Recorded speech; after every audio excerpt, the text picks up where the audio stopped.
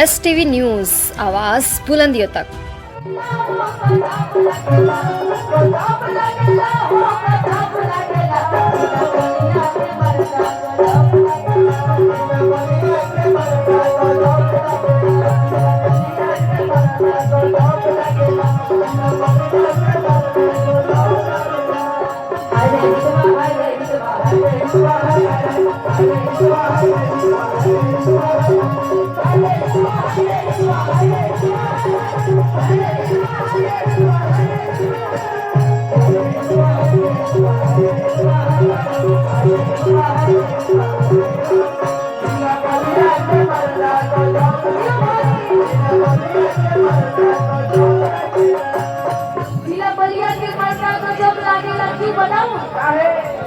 देखो एक से एक भाई इतने गर्मी में भी इतने देर से आप लोग यहाँ पर बस इतनी देर से कार्यक्रम देख रहे हैं।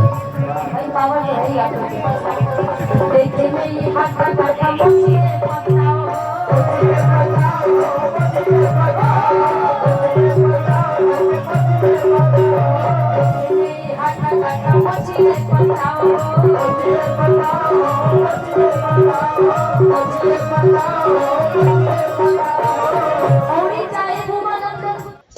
डॉक्टर मोहन यादव जी पधार चुके हैं।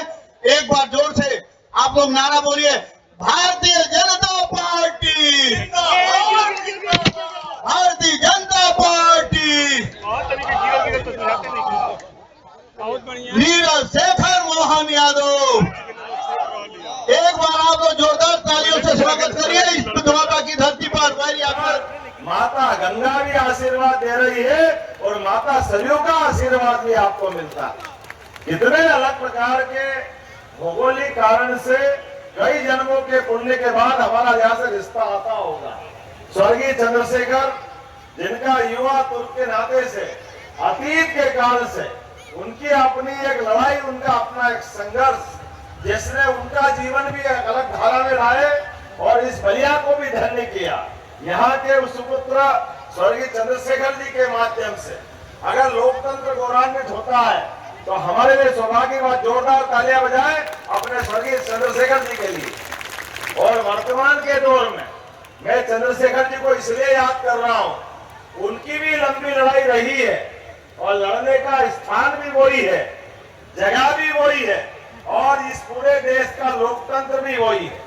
20-25 परिवार जिन्होंने पूरे देश के अंदर एक तरह से अपनी ठेकेदारी बता दी कि जब भी कोई मंत्री बनेगा, मुख्यमंत्री बनेगा, प्रधानमंत्री बनेगा, उसी परिवार में से बनेगा।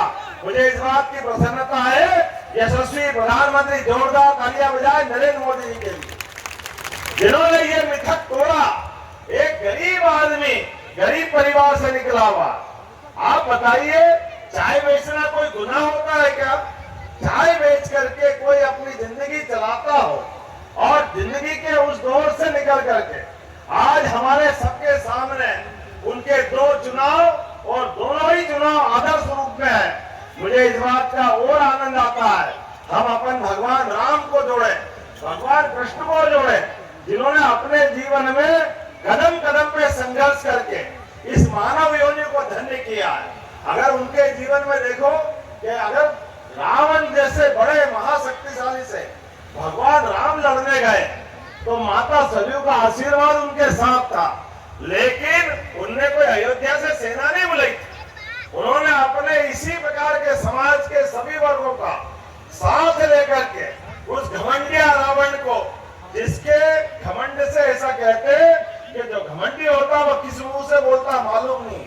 तो एक कल्पना ये भी कर सकते हैं कि 10-10 मुंह से बोलने वाले ये घमंडियों की बात का, दिमाग का भरोसा नहीं रहता है। ये कभी क्या बोलेंगे, कभी क्या बोलेंगे, ये कुछ भी बोलेंगे और लोग, दुनिया इनको मान लेगी। लेकिन कर्म कैसे करते हैं? कर्म उस समय भी उनने वही किए। इतनी बड़ी समृद्धि लेकर के पैदा होने वाला व्यक्ति, जिसकी पूरी लंका सोने की थी, जिसके जीवन काल में कोई कमी नहीं थी। कमी तो वही थी जो नियत की कमी है, नीति की कमी है। और उस काल में भी ये नकली लोग जैसे आज भी घूम रहे हैं, वो नकली साधु बन के आया था माता सीता का अपहरण करने के लिए। आप याद रखना मेरी बात को, ये आज भी नकली घूम रहे हैं, इनको भूलना मत। उस काल और इस काल में कोई अंतर नहीं है।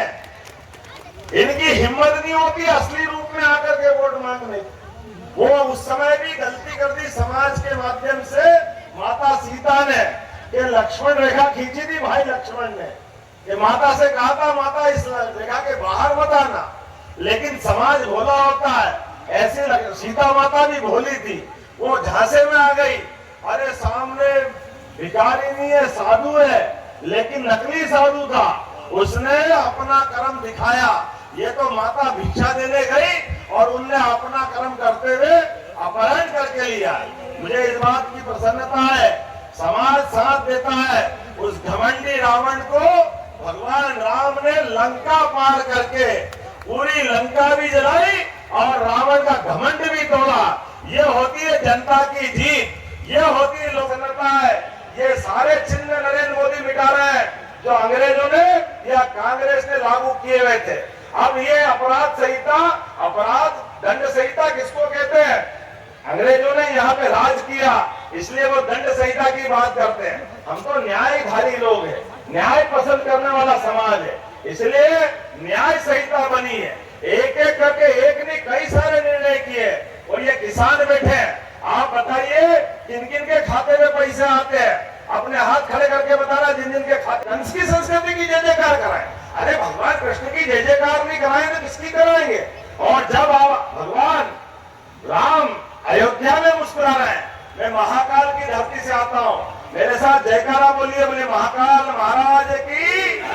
जब महाकाल मुस्कुरा रहे हैं, भगवान राम मुस्कुरा रहे हैं, तो जमुना जी वाले ने क्या बिगाड़ा?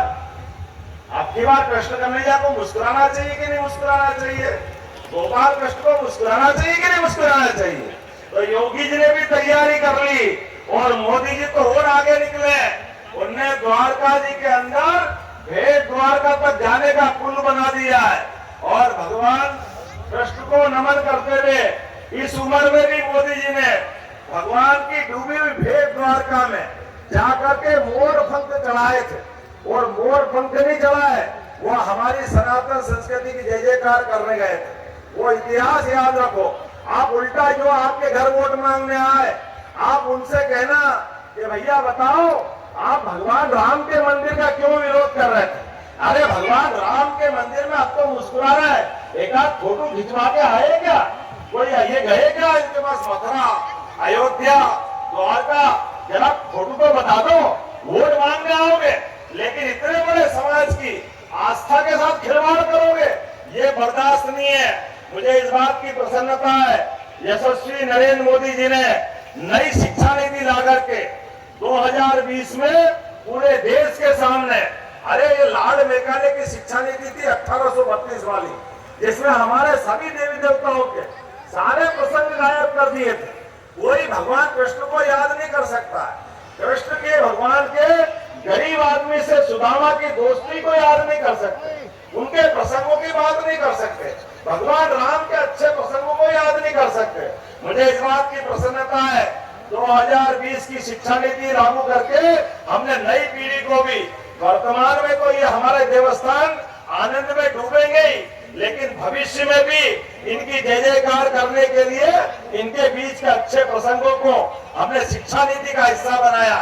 नरेंद्र मोदी जी के लिए ऐसे ही नहीं कहते हैं, अरे कानून आप तो बैठे राज्यसभा में बैठे, जोरदार ताली बजा नीरज जी के लिए। अंग्रेजों का कानून आईपीसी 1862 का अपराध दंड संहिता, चाहे भारतीय दंड संहिता, अरे इस देश के अंदर कानून का राज देना होगा, लेकिन अंग्रेजों ने कहा कि कानून की देवी के आंख पे पट्टी बनी रहती, इसलिए वो न्याय करेगी। अरे मौलाना, मैं याद दिलाना चाहूंगा, आप बताइए भगवान राम कहाँ पैदा हुए थे? कहाँ पैदा हुए थे भाई साहब? आप बताओ कहाँ पैदा हुए थे? आप बताओ कहाँ पैदा हुए थे? आपको मालूम, सबको मालूम। अगर नहीं मालूम तो कांग्रेस और उनके साथ वाले को मालूम नहीं कि राम कहाँ पैदा कहाँ हुए थे, इसलिए कोर्ट में शपथ पत्र दे रहे थे। कहाँ राम पैदा हुए? हमने किसने देखा? वो तो कांग्रेस की सरकार में वो राम सेतु तोड़ने का निर्णय कर लिया। इतना गंदा सोचते हैं। अरे भगवान राम का जमाना जमाने का इतिहास, हम तो अपने भारत की बात करते हैं जहाँ रामेश्वरम के अंदर भगवान की पूजा करते हैं। अरे लंका वाले तो वो लोग हैं जो आज भी उनका देश का इतिहास भगवान राम से जोड़ते हैं, लेकिन ये कांग्रेस वाले लोग तथाकथित उस वोट की मानसिकता के आधार पर भगवान राम की संस्कृति को मिटाने में लग गए।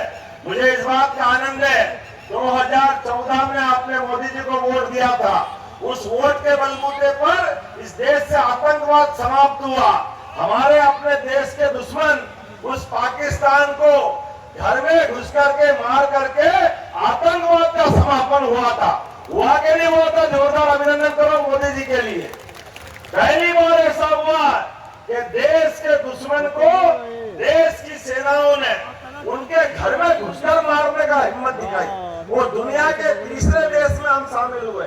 एक अमेरिका जो अपने देश के दुश्मन को कहीं भी मारता है, दूसरा इजराइल, और मोदी जी के नेतृत्व में तीसरा देश बना भारत। ये चुनाव इस बात का है कि हम देश को कहां ले जाना चाहते हैं। आप अंतरराष्ट्रीय नक्शे पे देख लो, समाचारों में आता है आज भी ईरान, इजराइल, रूस, यूक्रेन, चारों तरफ युद्ध के बादल चारों तरफ दिखाई देते हैं। ऐसे में देश की सीमाओं की सुरक्षा के लिए, देश के नागरिकों के अमन चैन के लिए देश का सशक्त नेता चाहिए। और दूसरी बार का वोट हमने सबने देखा, जिस भगवान राम के लिए प्रमाण मानते थे, डंके की चोट अयोध्या में राम मंदिर बनाकर दिया कि नहीं दिया? जोरदार अभिनंदन करें नरेंद्र मोदी जी का।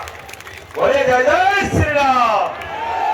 आज ये सनातन संस्कृति के ऊपर ये घमंडिया गठबंधन के लोग कहते हैं ये सनातन संस्कृति के मच्छर मलेरिया के मच्छर है, ये डेंगू की बीमारी। अरे इनको जवाब देना पड़ेगा। आप याद रखना, हम सब जो लोग बैठे हैं वो गोपाल कृष्ण का काल याद करें। आज से 5000 साल पहले ये लोग जैसे आज मोदी जी को गाली बक रहे हैं, भाजपा को गाली बक रहे हैं, लोकतंत्र को गाली बक रहे हैं, दुर्भाग्य इस देश का एक 5000 साल पहले भी घटना घटी थी। भगवान कृष्ण को गाली देखने वाला उस समय का भी एक व्यक्ति था, रिश्ते में तो भाई लगता था, लेकिन शिशुपाल नाम था उसका, है याद सबको? वो गाली बकता था और भगवान ने उनका अपना रिश्ता निभाने में, उनकी माँ आई थी, उन्होंने कहा मुझे इसका भविष्य मालूम है, कन्हैया तुमसे ही ये मरेगा, लेकिन मेरा बेटा है, मेरा प्रेम है, इसलिए इसको बचा लेना। तो भगवान ने कहा ठीक है बुआ जी, मैं गलती तो माफ करूंगा, 1 2 3 नहीं, मैं 100 गलती माफ करूंगा, लेकिन जैसे 100 हो जाए फिर मेरे से मत बोलना। और ऐसा ही हुआ, जैसे ही वो गाली बकते बकते 99, उसके बाद 100 हुए। जैसे ही गाली पूरी हुई, भगवान ने उंगली ऊपर करी और सुदर्शन चक्र आया, और सुदर्शन चक्र ने ध्यान से शिशुपाल का सिर धड़ से अलग कर दिया। ये लोकतंत्र की ताकत है। आप भी अपनी उंगली बचा के रखना, भगवान कृष्ण को काल को याद रखना। ये गाली बकने वाले जितने मिल जाए, जिस दिन वोट पड़ेंगे उस दिन आप अपनी उंगली का सदुपयोग करना, अपने आप ये सारे के सारे लोग धराशायी हो जाएंगे।